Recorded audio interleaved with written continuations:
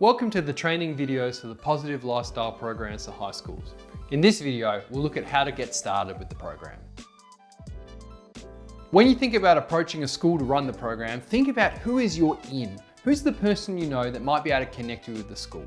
Maybe it's a personal connection, someone you know working at the school or someone you've known for a long time. Maybe it's the chaplain or the welfare officer, someone who might have a similar kind of frame of mind as you. Think about the people you know and build that relationship. Another great resource in this space is the Salvo Schools team. In almost every state, we have a worker in the schools team whose job it is to connect with high schools. They might already have a relationship there, so reach out to them and see if they can help. When we approach schools, it's important to think about the posture that we're doing it with. I don't mean how we stand, but I just mean the approach we have and our mindset and our attitude. Schools can be kind of skeptical or cautious, understandably, of outside groups coming in. Some have had negative experiences in the past, especially with religious groups that act against the rules or inappropriately. So I think the position we have to take is the position we always take. How do we serve? How do we help out the school? Recognizing that we all share a goal of wanting young people to thrive. How can we do that best? What are the ways that we can help a school achieve young people's well-being? You know, you can think about examples like whether it's being involved in breakfast clubs or homework groups, or even things like adult volunteers for excursions or camps. Just whatever works for the school. And obviously this program is a way that young people can help and grow and thrive. Once you've kind of met someone at the school, once you've developed your relationship, once you've kind of got an understanding, how do we get the program started? Well, I think the first thing you want to do is demonstrate what the program is to the school. You have to be the salesperson. You have to say, this is what's in the material, this is how young people will grow and develop, so make sure you know what you're talking about.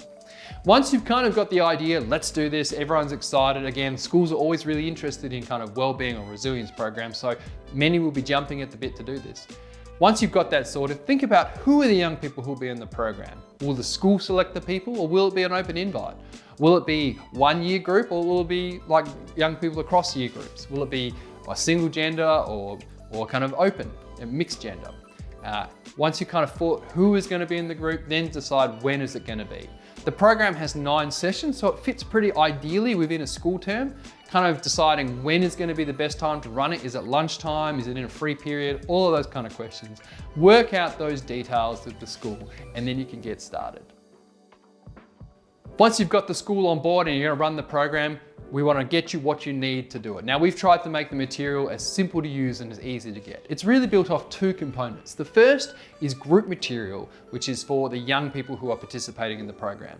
It's a book that's all designed and bound up with all the material. Each session is a chapter in the book, and there's opportunities for them to read and to write and to draw and to customize the book however they want to do it. Make sure you get a book per person. Now, to order those books, they're free. Just get them through the website and we'll send them out to you.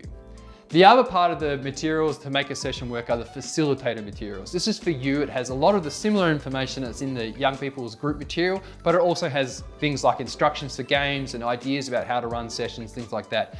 You can find that material on the website.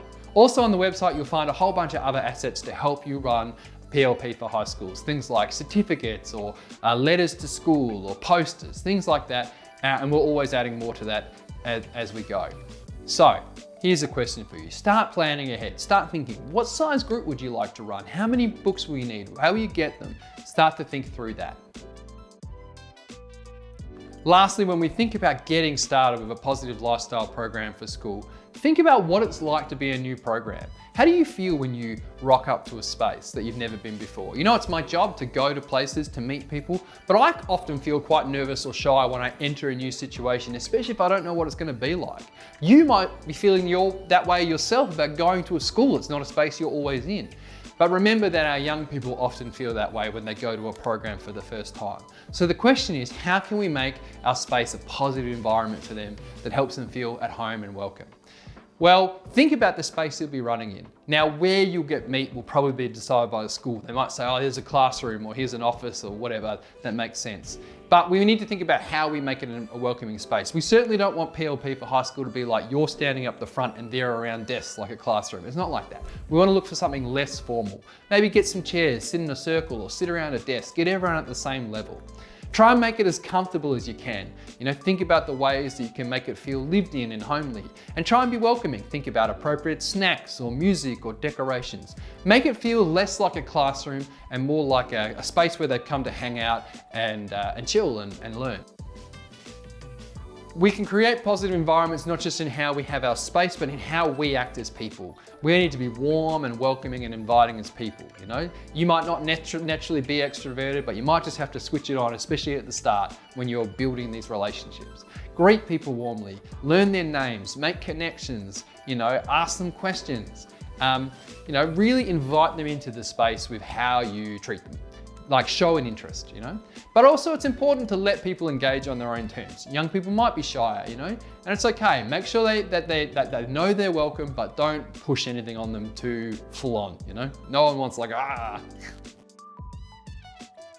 The last thing we could do to create a positive environment is to think about the culture. There was a group that I was a part of as a participant that really was really significant in my own personal development. It was kind of a group for young adults run by a couple of older guys. And I think about this group, it had an incredible culture, and the culture was set by these guys who ran the group because they had such a clear sense of purpose that they communicated. And then they demonstrated in their own behavior how they thought the group should go. And they encouraged us to do the same.